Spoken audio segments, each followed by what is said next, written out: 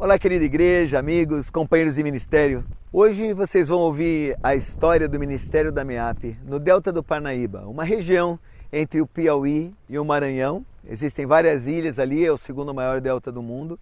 E essa história está particularmente vinculada a duas pessoas que lá se converteram, foram treinadas e são os pastores locais nativos, o José e o João. O José, ele demora a se converter. Na verdade, os filhos dele se convertem nos projetos e levam os pais a Cristo. Ele vem a Cristo e ele vai contar um pouco da história dele. O João é exatamente o oposto. Ele se converte aos 9 anos, o primeiro da sua família. E também um grande testemunho na comunidade e hoje uma pessoa muito influente lá também. Ouça as histórias da graça, do Evangelho chegando a lugares onde nunca havia antes chegado. E celebrem conosco. Ô José, você não é um dos primeiros convertidos aqui na vila. Você é pastor da igreja hoje. Fala um pouquinho como isso aconteceu em poucas palavras. Eu vou resumir bem, mas a graça de Deus. A graça, porque não tem explicação, não. É graça.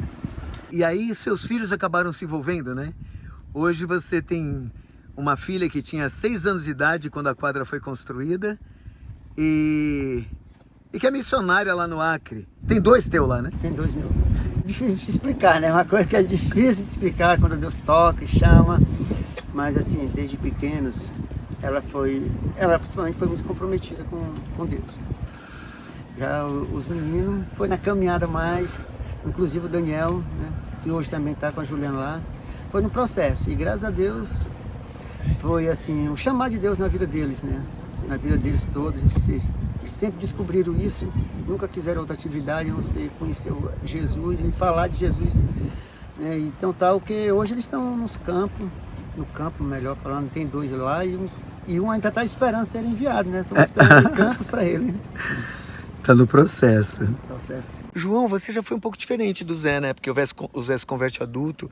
Eu lembro que de ver você com uma fé muito viva, pequenininho. Você era bem menor que eu, agora você é bem maior que eu. Mas era fácil ver uma fé viva em você. Amém, glória a Deus. E você não passou por talvez tantos traumas assim e tal. Mas ao mesmo tempo você foi criticado quando era criança ainda. Sim. O José não. O José foi criticado quando já tinha uma estrutura emocional muito mais forte, né? Isso. Eu me converti, eu tinha 9 anos de idade, né? Fui um dos primeiros a me converterem aqui na ilha. E eu cheguei para os meus pais na época e falei, pai, e para minha mãe, eu quero me batizar. E eles ficaram meio receosos pelo fato da idade e tudo. Então, questão de maturidade, eles disseram, olha, é o seguinte, nós não vamos te impedir, mas também pensa bem quando a gente for para as festas, para outros lugares que a gente vai sair, tu sabe que tu não pode ir. Eu falei, não tem problema, eu fico sozinho em casa. Então, aquilo, de uma certa forma, para eles foi até mesmo um confronto no sentido de que eles achavam que eu iria ceder aos questionamentos deles. E eu falei que não, que eu estava convicto daquilo que eu queria. E depois de um tempo dessa minha resposta de convicção para eles, orando e crendo que Deus ia mudar a vida deles, e eles se converteram, meu pai e minha mãe se converteram. E quando eu era jovem, né, sempre tinha a questão dos outros meus amigos ficarem questionando por conta dessa minha decisão. Mas eu sabia daquilo que realmente eu queria e eu sentia, já que Deus já tinha me separado e me preparado para algo bem diferente daquilo que os meus amigos viviam naquela época, né? Vai aparecer pessoas te criticando, vai aparecer pessoas tentando te fazer te desviar, parar, mas é a convicção do Espírito no teu coração que te mantém firme, né? E com essa fé que Deus tem colocado no meu coração, graças a Deus. Como é o seu ministério hoje aqui na igreja?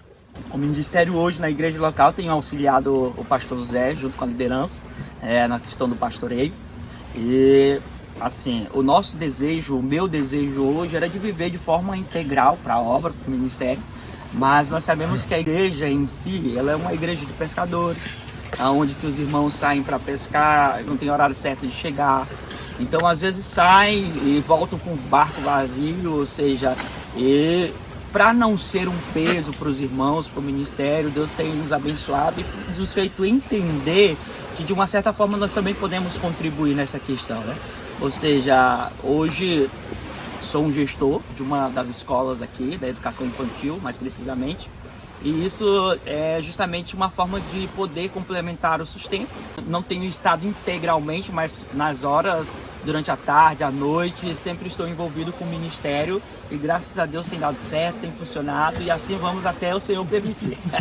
E ainda influencia a garotada e as Sim. instituições. Porque hoje, eu fui de uma época onde tradicionalmente a questão de missões, ele te fazia entender que tu tinha que viver integralmente para aquilo, ou seja, não tinha necessidade de se capacitar, de fazer uma faculdade.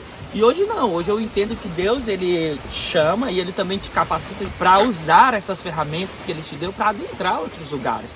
Hoje, por exemplo, eu sou formado em pedagogia e isso foi uma das maneiras que eu consegui chegar até a escola e lá eu consigo pregar o evangelho para as crianças, futuramente fazer com que semanalmente haja um trabalho lá para as crianças, onde que haja história bíblicas, louvores.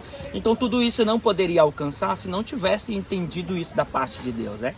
Então é saber entender a direção do Espírito.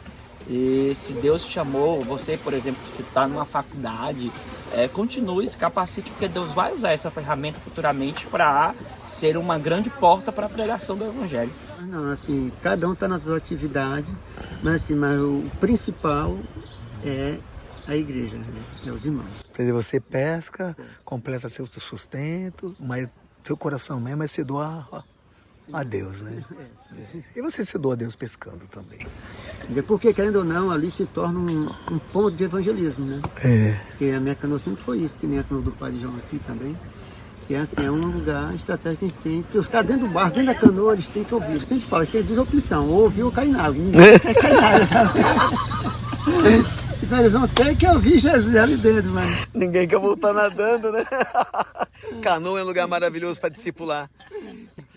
José, então me conta um pouco sobre esse quadro aí. O que significa isso? Então esse quadro é o quadro dos nossos missionários espalhados pelas ilhas e pelo mundo, pela MEAP. Então, em parceria com a MEAP. Então todos eles aqui foram enviados dessa igreja? Todos eles são enviados dessa igreja, sim. Então a gente queria agradecer por aqueles que nos abençoaram ao longo do tempo, inclusive pela quadra. Somos gratos por tudo que Deus tem feito. A gente crê que Deus é um Deus que mantém, que abençoa, né? E somos gratos por a vida de todos aqueles que sustentaram e que até hoje está de pé ainda a quadra. Estamos buscando esses parceiros que queiram continuar a fazer essa parceria nos ajudando. Essa história, dentre muitos ingredientes, tem um que eu acho muito especial. Nesses 40 anos da MEAP, nós celebramos a glória de Deus nessa igreja como um símbolo do ministério que a MEAP vem fazendo em 11 estados até agora.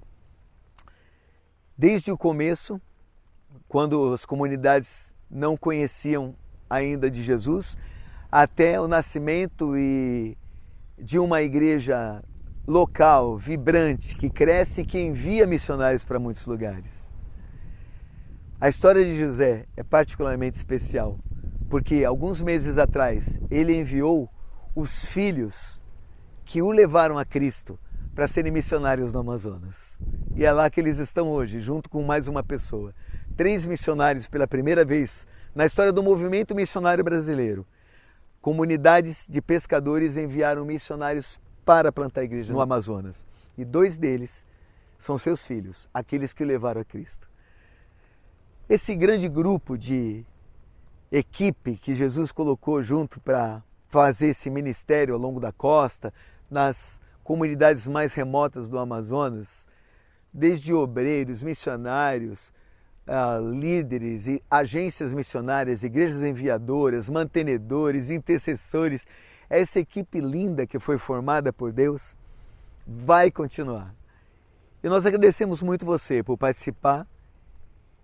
Muito já foi feito e muito tem que ser feito. Ainda há 10 mil comunidades no Amazonas que precisam receber o Evangelho. Juntos, a gente vai continuar escrevendo histórias como de José, como de João, como das Canárias e muitas outras. Deus lhe abençoe e vamos celebrar para frente os feitos de Jesus alcançando essas 10 mil comunidades para a glória dele.